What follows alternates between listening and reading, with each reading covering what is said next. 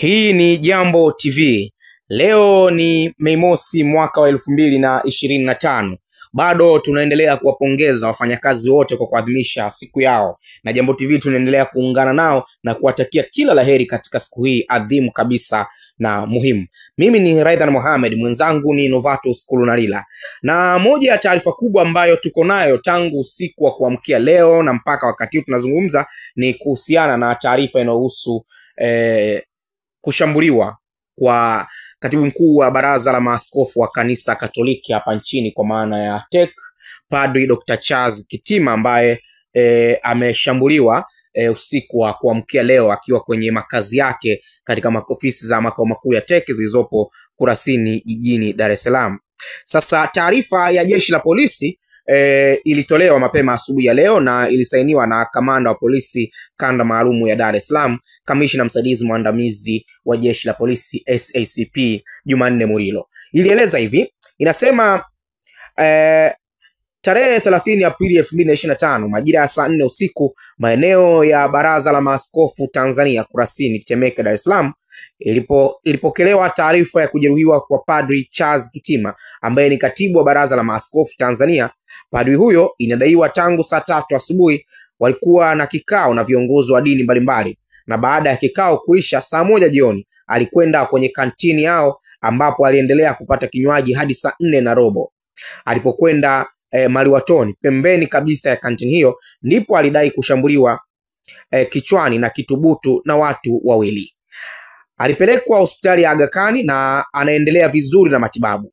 Mtu mmoja anayefahamika kwa jina la Raul Mahabe maarufu kama Haraja, mkazi wa Kurasini, anashikiliwa na kuhojiwa kuhusiana na tukio hilo. Uchunguzi wa kina unaendelea ili hatua kali na haraka ziweze kuchukuliwa kwa wahusika. Hiyo ni taarifa ambayo jeshi la polisi ilitoa mapema kabisa siku ya leo. Lakini licha ya utolewaji wa taarifa hiyo, bado kumekuwa na mjadala mpana ambao umekuwa ukiendelea. Wengi wameonekana kutengeneza maswali mengi sana kuhusiana na hilo.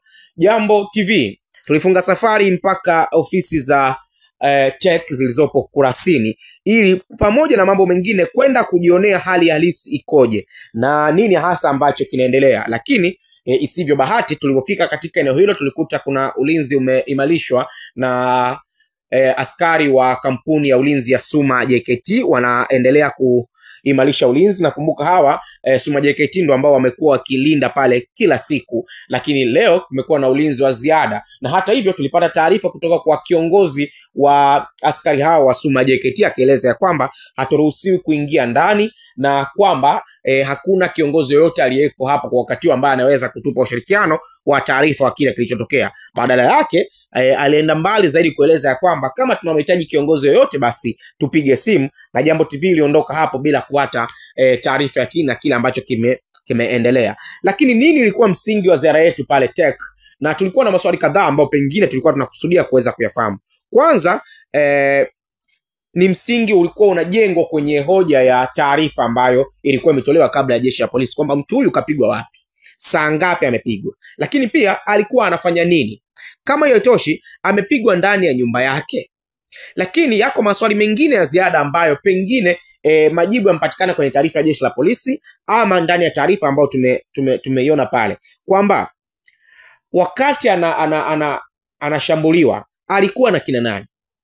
Lakini je, TEC kama taasisi pale makao makuu ina ulinzi ndani ya makazi? Lakini pia kama haitoshi, nani amecompromise ulinzi wenyewe? Lakini pia is it an incident job or not? Hayo ni maswali ambayo pengine tulikuwa bado tunaendelea kujiuliza. Kama nilivyosema, baadhi ya maswali yamejibiwa kwenye taarifa ya jeshi la polisi na mengine bado yanaendelea kubaki kwa kizungumkuti. Lakini maswali mengine ya kujiuliza, je, huu ni mpango wa kufanya kanisa Katoliki lione kuwa hii ni kazi ya serikali ama chama tawala kwa maana ya CCM? Hiyo ni case study, wakati ambao inadaiwa kwamba huenda watu wanahisi kwamba kushambuliwa huku kunatokana na kukosoa kwake na vitu vingine kama hivyo. Lakini hili pia ni jambo lingine la kujiuliza.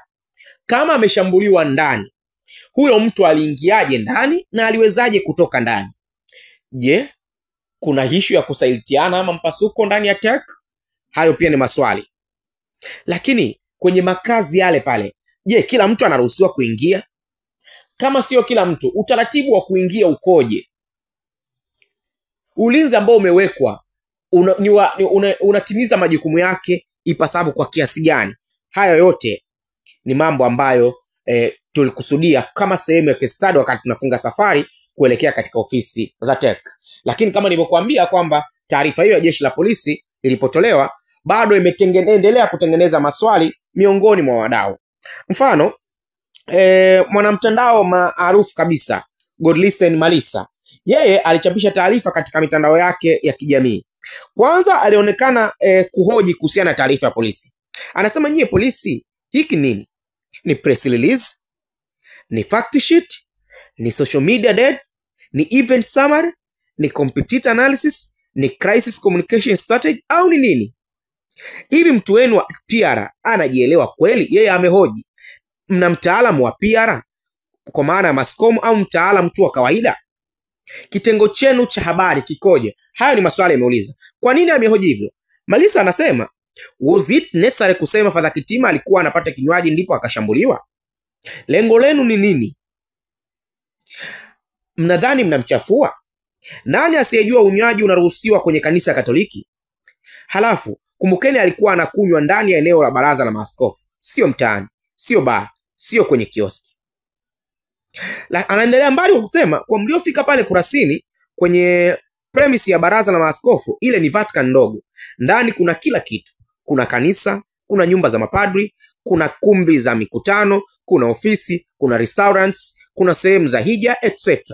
Sasa kama Father Kitima alikuwa na kikao na watu mbalimbali, then jioni baada ya kikao akaenda kantini kupata chakula na kinywaji, is it a story? Polisi bana, yaani mtu kupata kinywaji, hiyo kwenu ni story?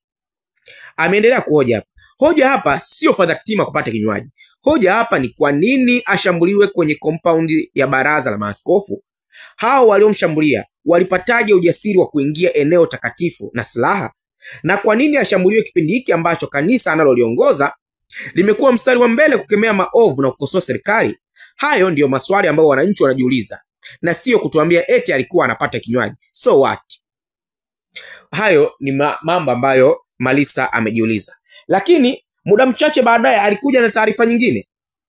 Malisa huyo nikimnukuu anasema, rais wa baraza la maaskofu nchini, Askofu Wolfgang Pisa OFMK, amekanusha vikali taarifa iliyotolewa na jeshi la polisi kwamba katibu mkuu wa baraza hilo Father Dr. Charles Kitima alikuwa anapata kinywaji kabla ya kushambuliwa. Nikinukuu ambacho amekiandika, ambacho naye pia anasema namnukuu, Askofu Pisa anasema hakuna baa katika eneo aliloshambuliwa Father Kitima, na hivyo hakuwa anapata kinywaji kama inavyoelezwa. Pale ni mgawani. Kusema mtu alikuwa anakunywa saa zote hizo si kweli. Tunaandaa taarifa kamili, tutaitoa itakapokuwa tayari.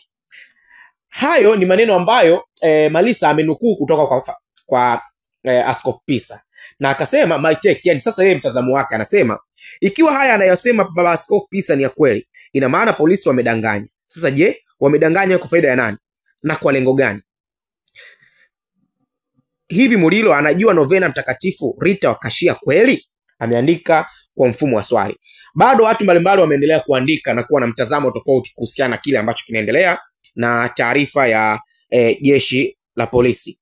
Na moja kati ya watu ambao inatajwa pia viongozi mbalimbali wamepata fursa ya